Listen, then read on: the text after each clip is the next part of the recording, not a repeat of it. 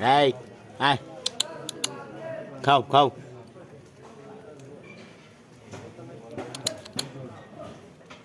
টমি টমি এই যে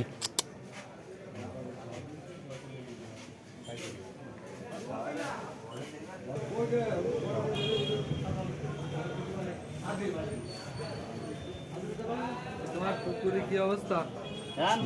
সুস্থ তো দুটোই তো আছে, ওকে বাড়িটা আছে আমাকে বাড়িটা মাইনে লাইলো, আমাকে আগেরটা মাইনে লাইলো, ওই মানুষই মাইনে লাইছিল।